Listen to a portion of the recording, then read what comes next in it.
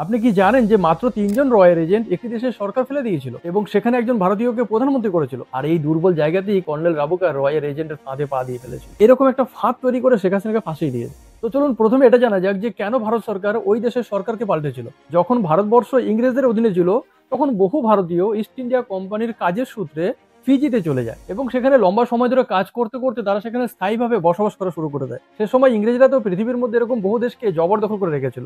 ইংরেজদের অধীনে থাকা এরকমই একটি দেশ ছিল ফিজি। ফিজি ছিল শ্রীলঙ্কার মতো একটা দ্বীপ রাষ্ট্র।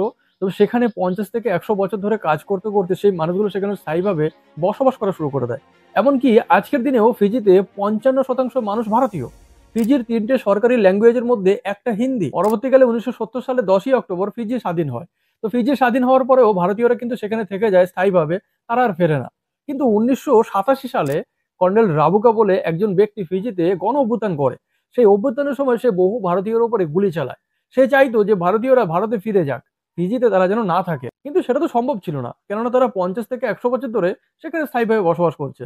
তাদের বাড়ি ঘর ব্যবসা বাণিজ্য সবকিছু সেখানে হয়ে উঠেছে। এমনকি ফিজিতে ভারতীয়দের জনসংখ্যাই বেশি, সেখানে মানুষ হিন্দিতেই বেশি কথা বলে। যে সময় কর্নেল রাবুকা এভাবে ভারতীয়দের উপরে গুলি চালায়, অত্যাচার করা শুরু করে, তাদেরকে দেশ থেকে তাড়াবার চেষ্টা করে, তখন ভারতবর্ষের প্রধানমন্ত্রী ছিলেন রাজীব গান্ধী আর বিদেশ মন্ত্রী ছিলেন এনডি তিওয়ারি।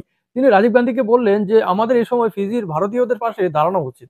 রাজীব গান্ধী বললেন যে আমরা কি করতে পারি। তখন ভারতবর্ষ অপারেশন ত্রিশূল লঞ্চ করে, যার নাম অনেকেই জানে না, যদিও ভারত সরকার এটা কখনোই প্রকাশ করেনি, কিন্তু এই ঘটনাটা রিসেন্টলি সামনে এসেছে, তাই আমি আপনাদের সঙ্গে শেয়ার করছি। অপারেশন ত্রিশূল চলে 1987 থেকে 1999 সাল, 12 বছর। 1987 সালে কর্নেল রাবুকা যে গণ অভ্যুত্থান করে, সেই গণ অভ্যুত্থানের পরে 1992 সালে ওই দেশে যে সরকার ছিল সেই সরকার পাল্টে খেয়ে যায়।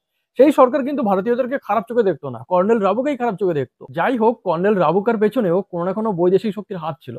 তিনি 1992 সালে ক্ষমতায় চলে এলেন সেখানকার সরকারকে পাল্টি খাইয়ে। তত সময় কিন্তু ভারতের 3জন এজেন্ট তারা তাদের কাজ করেই যাচ্ছে এবং অবশেষে 1999 সালে কর্নেল রাবুকাকে গদি থেকে ফেলে দিয়ে প্রথম একজন ভারতীয় ব্যক্তিকে ফিজির প্রধানমন্ত্রী করলেন, যিনি ছিলেন মহেন্দ্র চৌধুরী। এবার আসি যে 3জন ব্যক্তি কিভাবে একটা দেশের সরকার পাল্টে দিল। একজনের দায়িত্ব ছিল যে সমগ্র ফিজিতে এরকম একটা বাতাবরণ তৈরি করো যাতে সবাই কর্নেল রাবুকার বিরুদ্ধে যেতে শুরু করে। দ্বিতীয় জনের দায়িত্ব ছিল যে ফিজির মিডিয়া এবং ফিজির বাইরে যে মিডিয়া ছিল সেখানে কর্নেল রাবুকাকে ভিলেন হিসেবে তুলে ধরা এবং মহেন্দ্র চৌধুরীকে হিরো হিসেবে তুলে ধরা। আরেকজনের দায়িত্ব ছিল ওই দেশে যত ভ্রষ্ট নেতা আছে তাদেরকে কেনা, যত টাকা প্রয়োজন হয় তাদেরকে কেনো। এই 3জনের আরেকটা মেন দায়িত্ব ছিল যে কর্নেল রাবুকার যে দুর্বল পয়েন্ট কি আছে সেটাকে খুঁজে বের করো। এর একটা সময় গিয়ে সেই দুর্বল পয়েন্টটা খুঁজে পায় যে কর্নেল রাবুকা একটি মেয়েকে পছন্দ করে, আর এই দুর্বল জায়গাতেই কর্নেল রাবুকা রয়ের এজেন্টের ফাঁদে পা দিয়ে ফেলেছিল। রয়ের এজেন্টরা বহু খোঁজ খবর করে সেই মেয়েটির ফ্যামিলির সাথে প্রথমে পরিচিতি বাড়ায়, তারপরে মেয়েটির সাথে পরিচিতি বাড়ায় এবং সময় আসতেই সেই মেয়েটিকে সে প্রস্তাবটা দেয় যে তোমাকে একটা কাজ করে দিতে হবে, তার বিনিময়ে আমরা তোমাকে পৃথিবীর যে কোনো দেশের যে কোনো কারেন্সি চাইবে, যে পরিমাণে চাইবে সেটাই দেবো। তারা সেই মেয়েটিকে বোঝালো, দেখো রাবুকা কিন্তু শুধুমাত্র তোমাকেই পছন্দ করে তা না, তোমার মতন বহু মানুষকে সে পছন্দ করে, আজকে সে তোমাকে ইউজ করছে, কালকে সে তোমাকে জুড়ে ফেলে দেবে। মেয়েটি সবকিছু বুঝতে পারে এবং রাজি হয়ে যায়। যথারীতি কর্নেল রাবুকা যেই হোটেলে যেত সেই হোটেলটাকেও রয়ের এজেন্টরা কবজা করলো। সেই হোটেলে যত স্টাফ ছিল সব কটাকে হাতের মুঠোয় নিল। সেই হোটেলের প্রত্যেকটা কোনায় কোনায় ক্যামেরা বসানো হলো। ঠিক সে সময় ছিল ফিজির প্রধানমন্ত্রী নির্বাচন, 1999 সাল। আর কর্নেল রাবুকা সেই রাতে মেয়েটির সাথে যে হোটেলে স্টে করেছিল সেই ভিডিও সারা বিশ্বকে দেখানো হয়েছিল।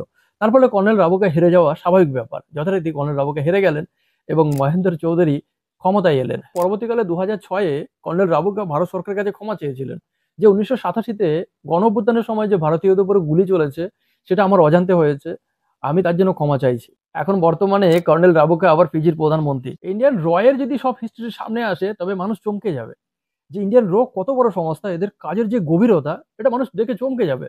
কিন্তু ভারত সরকার এগুলো সিক্রেট বিষয় সিক্রেট রাখে। যাই হোক, যিনি শেয়ার করেছেন লাকি বিস্ট, তিনি একজন রয়ের এজেন্টই ছিলেন। তো তিনি যখন শেয়ার করেছেন এটার বাস্তবতা এবং গভীরতা বোঝা যায়। এই ঘটনাটাকে ভালো করে পর্যবেক্ষণ করলে বোঝা যাবে যে কোনো বৈদেশিক শক্তি কিভাবে একটা দেশের সরকারকে পাল্টাবার জন্য কাজ করে। বাংলাদেশে শেখ হাসিনা সরকারের যে পাল্টি হলো, এটার পেছনে যে চীন বা আমেরিকার কোনো না কোনো একটা দেশের যে হাত ছিল, তারা যে এই খেলাটা খেলেছে সেটা পুরো ভালো করে খেয়াল করে দেখা যাবে যে বাংলাদেশের ছাত্রদেরকে ওরা ব্যবহার করেছে, কিছু ছাত্রকে মেরেছে, দিয়ে এরকম একটা ফাঁদ তৈরি করে শেখ হাসিনাকে ফাঁসিয়ে দিয়েছে। শেখ হাসিনা বুঝতে পারেনি যে এরকম একটা ফাঁদ তৈরি হচ্ছে। তো যাই হোক, সেই ফাঁদে শেখ হাসিনা পড়েছে এবং সেই ঘটনা কিন্তু বাংলাদেশেও ঘটেছে। অর্থাৎ বাংলাদেশে যে অভ্যুত্থান হয়েছে, গণ অভ্যুত্থান হয়েছে, এটা কিন্তু শুধুমাত্র ছাত্রদের দ্বারা নয়। ইতিহাস প্রমাণ দেবে যে বাংলাদেশের গণ অভ্যুত্থানের পেছনে হয় আমেরিকা না হয় চীনের হাত ছিলই ছিল।